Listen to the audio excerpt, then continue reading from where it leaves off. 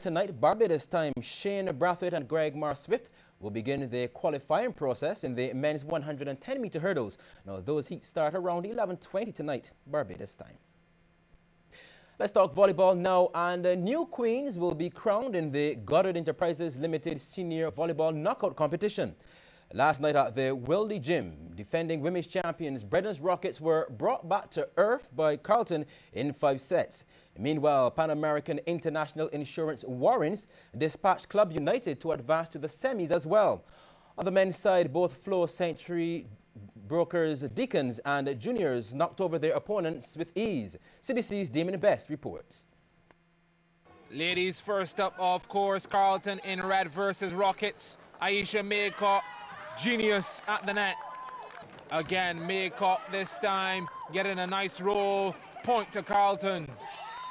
What do Rockets have to offer? Too much space to choose from, avoiding the block. But Carlton would take the first set, 25-19. Good pace on the spike from Maycock. Carlton took the second as well, 27-25. Now in the third, Sherry Matthews springs into action down the line. Rockets take care of the third to prolong the matchup. 25-15 error from Carlton. The fourth, Rockets put the game on a knife's edge, securing the set 25-20. Matthews in the mix. To the fifth then, Carlton benefiting from some miscommunication. Carlton showing their grit and determination, closing up the fifth, 15-7.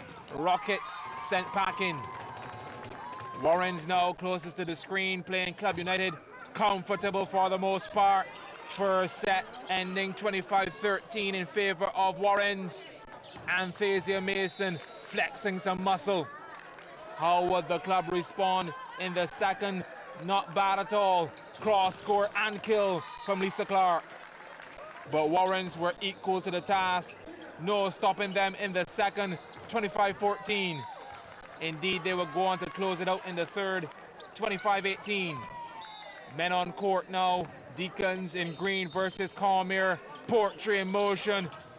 Down the line. Point. This time they attack the interior. Too much space.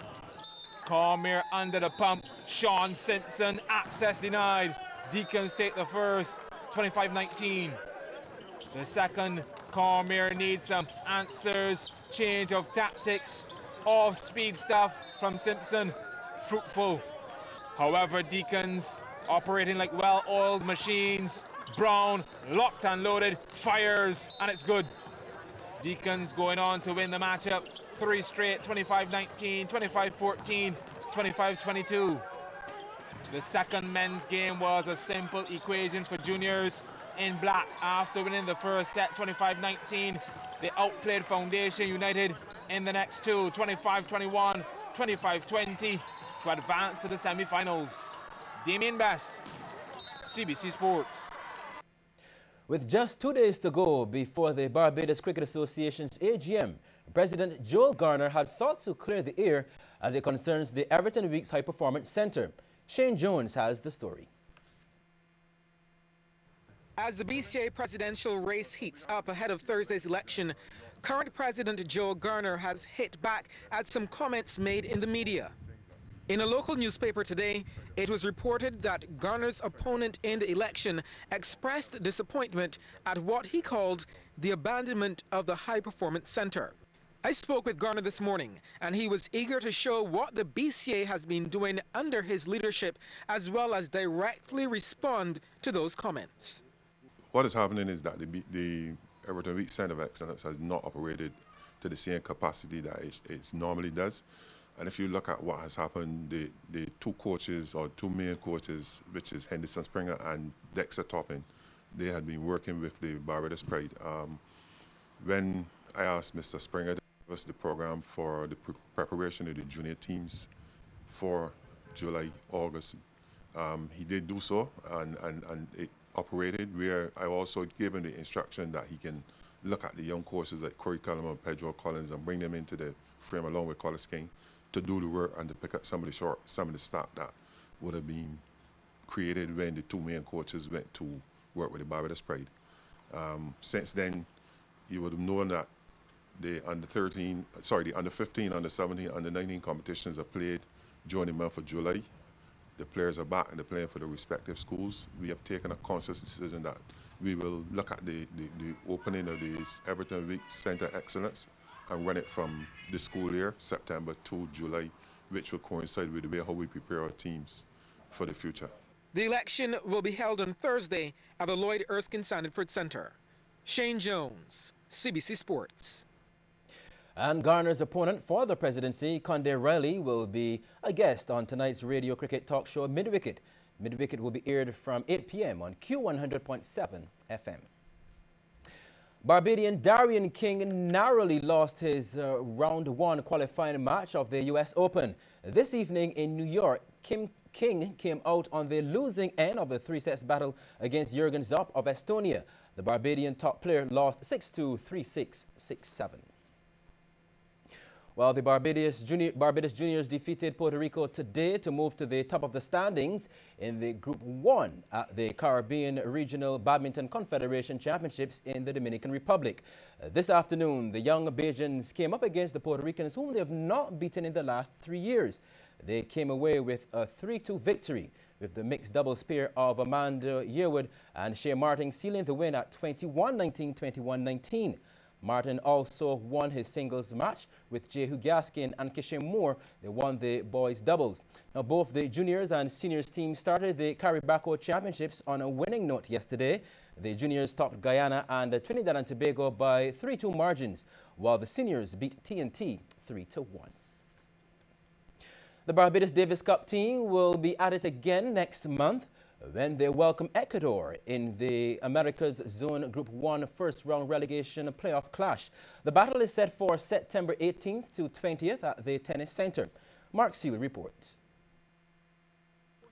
Earlier this year in March was the last time the Barbados Davis Cup players were in action, when they lost to the visiting Dominican Republic 3-2.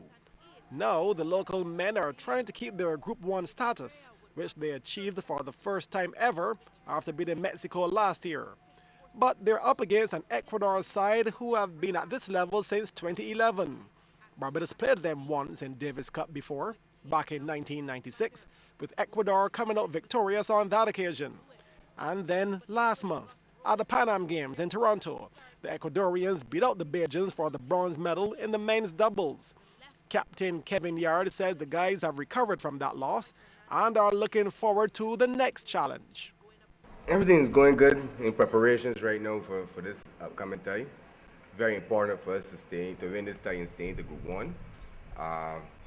As Patricia said, Shauna leaves on Wednesday to go up to Calgary to play some futures, get match ready, more match fit. Hayden may leave the following week to go to Toronto. And as stated before, Darian is training in the US. Tells me that he's working on his fitness and doing some hitting. He's been playing quite a bit with Sloane Stevens and other players because he's been at the Masters events with her. So he's been hitting with some of those guys and getting ready for US Open qualies starting Tuesday and then on to Davis Cup. There is one injury worry, but there are hopes of full recovery. My back, everyone has known, has been giving some trouble for a while now, but it's for sure getting a lot better. But I still have to monitor that in leading up to Davis Cup as well, so I don't want to push it too much and then not be able to perform well. It was doing a lot better and I was able to play. I was able to give 100%. But also, that's why I'm saying I don't want to just push myself too hard now, feeling that it is better, and then something happens. So it's just to monitor it and see. So that's why the option of going to Toronto is there. But you never know. That's 2 weeks away from now, so I have to see how I feel before that. And with Lewis working on his physical issues, Shannon Williams is working harder on strengthening his game. My forehand and my serve are probably the biggest aspects of my game, so I'm going to put a lot of emphasis on those. But apart from that, I mean, my weak areas I've been trying to strengthen. I'm trying to get more consistent there so that I can just depend more on my strengths, but still have a solid foundation for my weaknesses and stuff. So it's coming along. A lot of improvement since last game, Davis Cup tie, so we're looking up. And of course, there's the hope that home court will give Barbados some sort of advantage. Being that we're in the Americas zone, everybody else, all the other countries, South America, so we know if we play away, we can be playing on red clay and probably a high altitude, which we, neither of those two conditions exist here. So we know it's a huge advantage for us to stay to play here. 2 years ago, we played in Mexico. It's a huge challenge. It's very problematic. I mean, if we don't have any red clay here to train on, so that makes it a whole lot different. Different game plans and everything. So, and then the altitude makes it just that much harder. The Barbados-Ecuador tie is set for September 18th to 20th. Mark Seal, CBC Sports. Well, last year's losing finalists UWA Blackbirds defeated the Combined Schools Hoopsters 44-28 in their season opening game of the BABA #1 Beauty Supplies and Beauty Exchange Women's League basketball tournament. Playing at their Wildy Gym, the Blackbirds trailed 15-11 at the end of the first quarter, but led 24-18 at the half and 30-22 at the end of the third quarter before winning by that 16-point margin. For the Blackbirds here in yellow, Ashida Hines top scorer with 11 points and Janice Clark had 9. Well, for the schoolgirls, Melissa Goodman had a game-high 12 points and Zakia Curtin, she had 9. Well, that's it for sports. The business, that's next.